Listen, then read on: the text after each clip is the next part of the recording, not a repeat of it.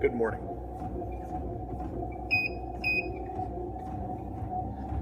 So today,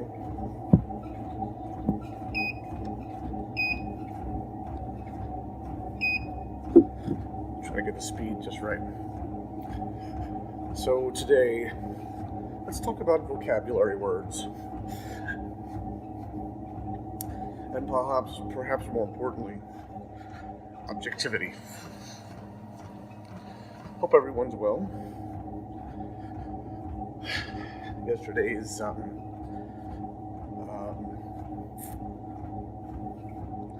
video is a little more of a tricky one and off the political or governmental or historical in some aspects. But it was a piece of trivia from something that was really big in my youth. But before we get started on what I originally wanted to talk about, let's talk about the trivia challenge. So, here on the Cardio Vlogs, every day we have a trivia challenge. Woohoo! At which point you could win a $5 Amazon gift card for your participation if you do 3 things. Number 1, you must be a subscriber to the channel. Number 2, you must like the video that you're watching now. Number 3, in the comments section of this video, you must leave the answer to today's trivia challenge. Now, one of the pretty consistent viewers, to the best of my knowledge, Venusaur, mentioned in a comment something I want to address. I haven't had an opportunity to do so yet. So, I decided that I would give people an opportunity to earn additional entries if, on top of their answering the question, that they would leave a fun fact about the subject of the trivia question. And Venusaur thought, well, and I think it was a very good point, that how do you know someone wouldn't just copy someone else's answer? And I started thinking, that's actually true across the board. So, in order to prevent that from happening, since we do weekly giveaways now, or not weekly, but we announce the winners on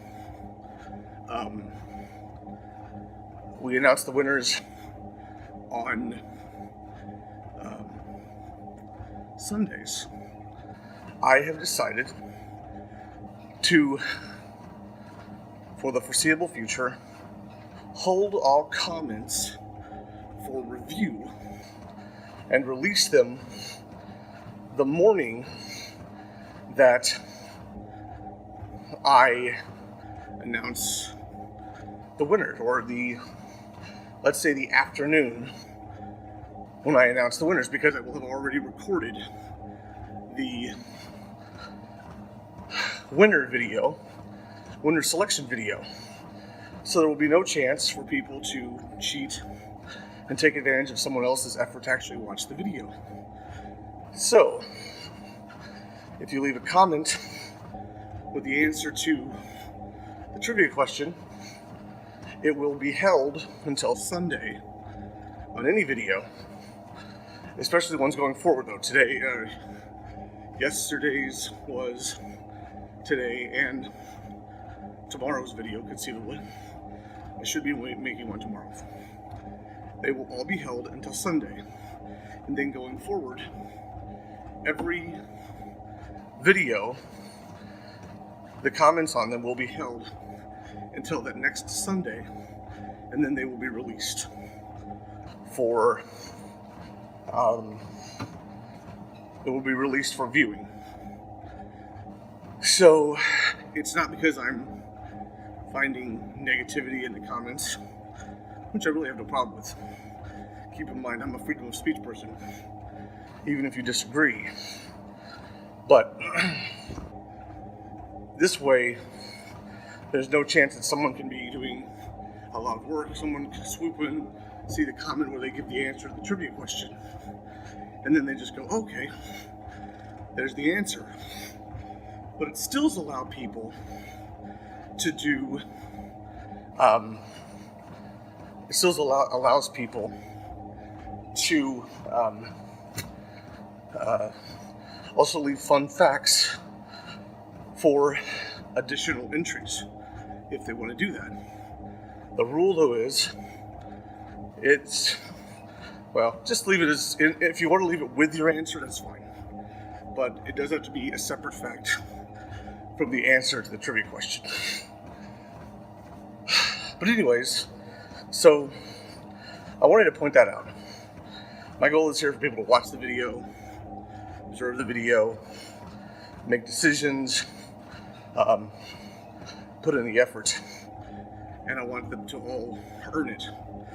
Also, when it comes to likes, so a number of people, we're getting a few more viewers now than normal, and it's harder for me to track the likes in some cases.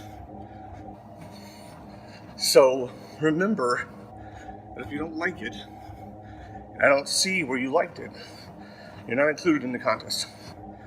You must like the video. That actually tells me how many people on average that I'm going to have to draw from for the video. So we'll see what happens. Anyways, so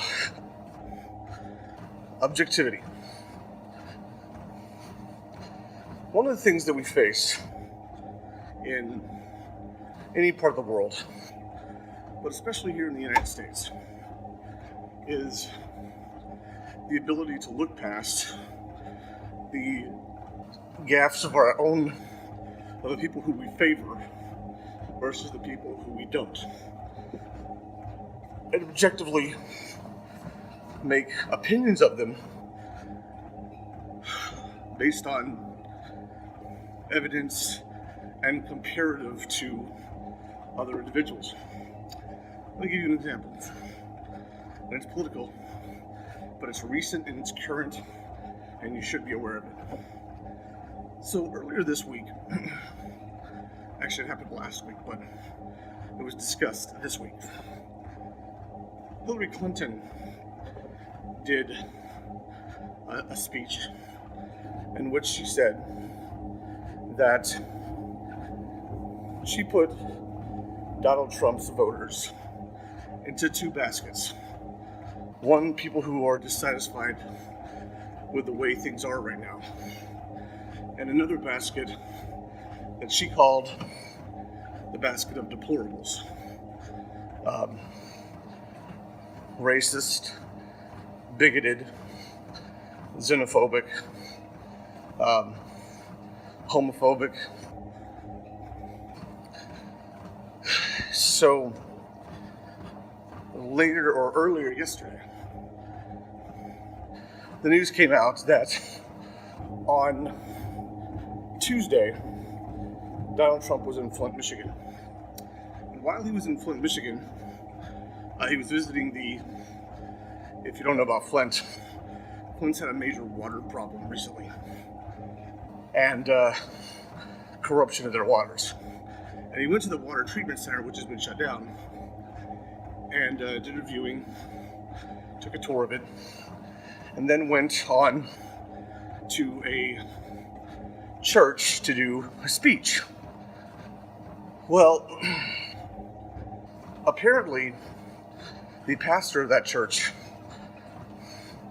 had made the rule that she wanted him to talk about Flint and not to talk about Hillary. Well, as is with any politician, you're going to talk about your opponent. But if you set the ground rules, then you should follow the ground rules. So he goes up on stage and breaks the promise. Not that we'll get to that later, but he essentially starts saying that Hillary really hasn't solved these problems. She's contributed to them more than anything else, and it's been bad for Flint. And the pastor said, Mr. Trump, I invited you here. It's on camera. Mr. Trump, I invited you here to talk about Flint, not to give a political speech. Well, by pure definition, he was talking about Flint, because he said Hillary hadn't helped Flint, and she hasn't. And that's fine, but she stopped him. It's her right if she believed he was off the point of talking about Flint, so be it. That's just the way it is. So the next day, Trump is on Fox and Friends, and he says that, she was very nervous. When I first got there, she confused NBC with ABC, and then said I was the owner, which is not. And he said she was very nervous, I think, and I think a lot of people believe this, that he was sort of set up to come in there so that they could sort of try and nudge him and see if he would make a negative comment of some kind or make a scene. Well, at the time, Trump did not say anything. He said, oh, okay, thank you, Pastor. And he went on. There were some comments thrown at him from the audience. But he finished up his speech very quickly, because all he could talk about, he'd already been speaking. But he finished up his words, and I think someone said like 90 seconds later he left. I don't think it was 90, but he left fairly quickly after that. He was only there for about 30 minutes, apparently. But anyways, so now, to finish his statement, he said she was nervous. She did all those things I mentioned before. And he said I think it was like a setup, but the audience was great.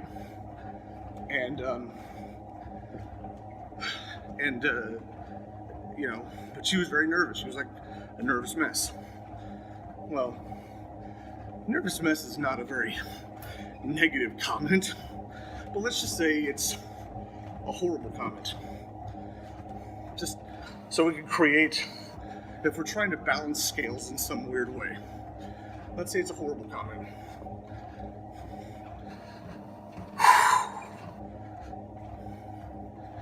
How can you call what Hillary Clinton did a gaffe and not call what Trump did a gaffe? Trump made a comment about one person. Hillary made a comment about millions of people. Now people will go, look, she didn't say it about millions. She said half of Trump's voters. If you look at the primary, when he was voted and won the nomination, he received 10 million votes, or more than 10 million votes. So if you're going to make those judgments, you have to say 5 million of those people would be the half that fit into that basket. So she said 5 million of his people were deplorable, and xenophobic, homophobic, bigoted, all this. So let's ask a definition question. What do you call a person who is intolerant of people with different views? What is that the definition of? And he called them, she called him the people who votes for him racist and the like.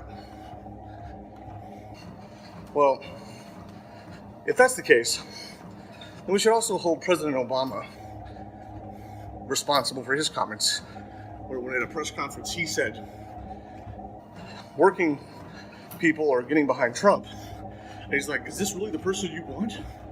I mean, is this it? He's essentially telling Americans that they're wrong for voting for Trump. And he was being very sarcastic about it. So, reference or inference of insulting is still an insult. It would be like saying, well, I wouldn't do that, because I think it's stupid.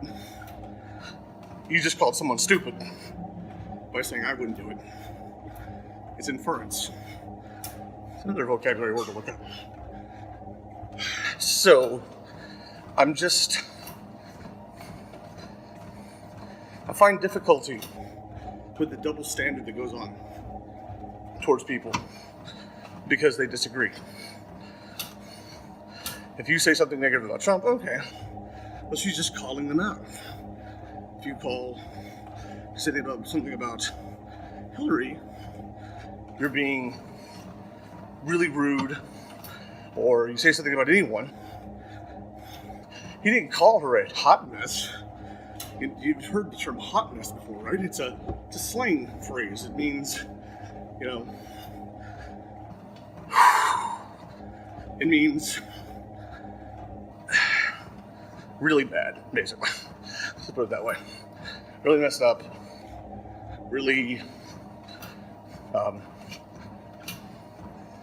without knowing the actual definition as existed, I'm making a judgment based on on the terms in which I've seen it mentioned. I should probably look it up before I make a comment. I'll do that. Reserve my judgment because I don't know exactly what a hot mess is. But a nervous mess just means she was all over the place. She obviously was off her game, and the inference is that's because she knew what was coming, and she was sort of preparing herself. People say, no, she was just nervous. This is one who is a pastor at a church. She speaks weekly, maybe more than that, to a congregation. Why would she be nervous? And if you say, well, she was just nervous about being around Trump. I don't think so. Because she had no problem standing up and telling him to stop talking about politics. So, you cannot, well, you can, but it's the definition of someone who goes against you because you have a different view. And this is where we have a challenge. And so few people stand up now. Let me give you an example of something that happened. That happened in Houston, at U of H, University of Houston. There was a young woman on the SCG. I think it's SGA actually. Student Government Alliance, I think, or Association. But so she went on Facebook and commented about something I believe was going on in Baton Rouge at the time. Where she said, or no, it was in reference to the cops that were shot in Dallas, the police officers shot in Dallas. And it was white and black officers, to the best of my knowledge. So she said, all lives matter. Or she said, it's not Black Lives Matter, it's all lives matter.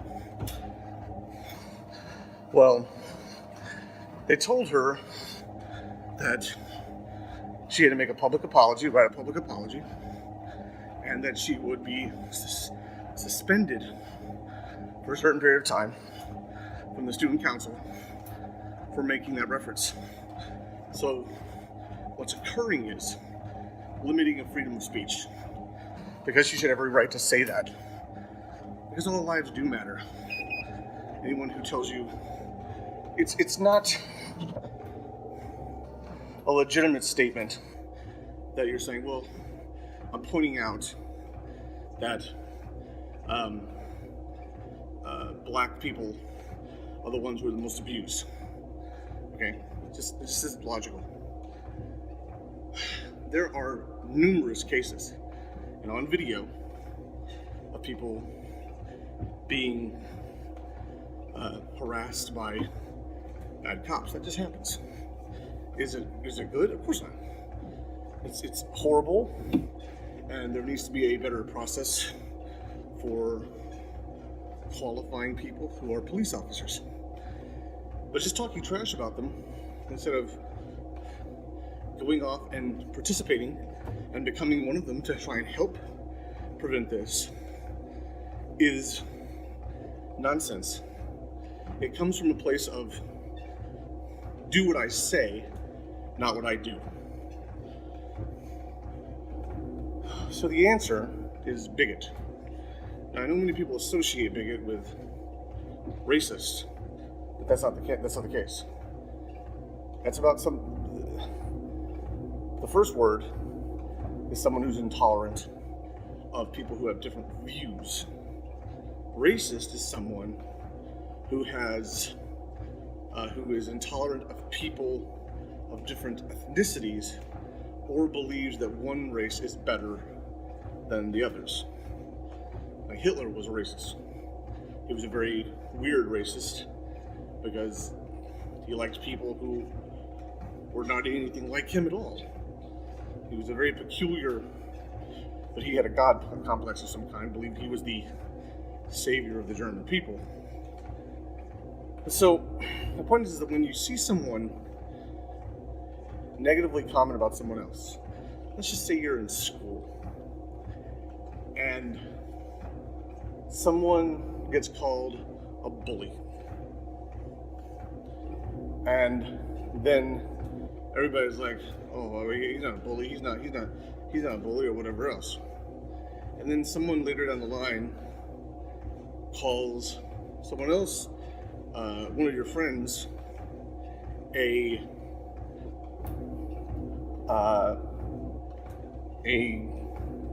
jackass, and you're like, wow, that's really rude. It's really rude, and whatever else. And everybody gets on board with it and says, oh, he is a jackass. He's a jackass. That guy's this bad and this bad and this bad. Well, do you think it was right that they called your friend one name but held a double standard against the other person? Your friend got bullied by someone. Everybody says, oh, he's not a bully. Call your friend a jackass, and they go, oh, he is a jackass. Where's the objectivity in it? There's just a double standard, and we have to be judged by things we've accomplished, and you should really look into things before you make a judgment about anyone else. That's just good sense, and perhaps we are faltering on that as a society now. But we should definitely try to return to some level of objectivity. There's a lot of things within policy right now that Trump's put forward. We haven't really heard a lot about Hillary. She just says she's going to continue to make it better. Well, see, I don't agree with that. I don't believe we are better off.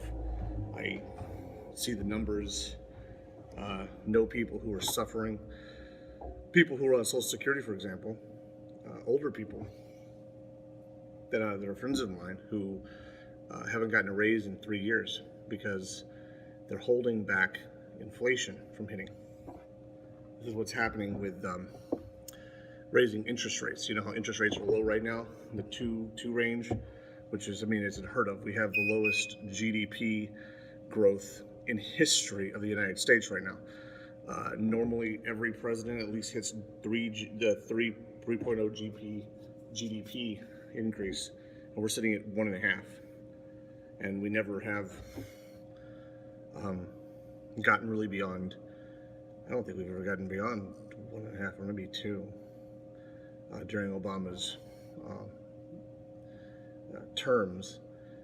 Keep in mind, George Bush started a process, but at some point you got to stop blaming George Bush. It can't be George Bush's fault 8 years after he left the White House.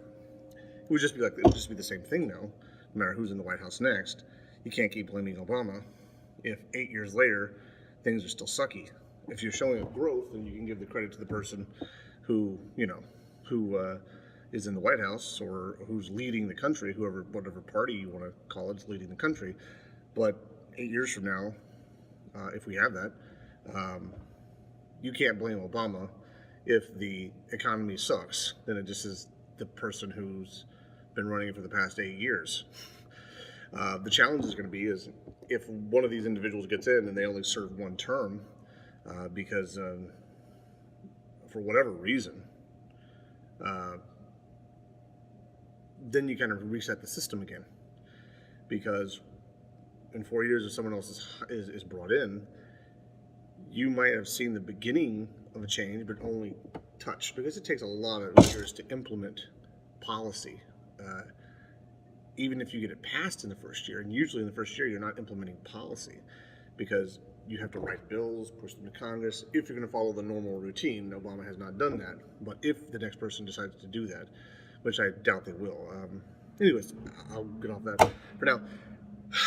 Objectivity is just very important. It's a very important aspect of society in order to make reasonable determinations. So just, try to look further in than the surface of the information that you get from or the surface or what's popular. Look at something from an objective standpoint and really decide whether you believe that things are being called down the middle or if there is bias towards one person or another. You don't judge everybody or one person by one standard, one by the other. That's just, it sounds a little whiny to say unfair. I think more of the word is it's unreasonable. So take care of yourself. Have a wonderful, wonderful day. And I will see you soon. Be well.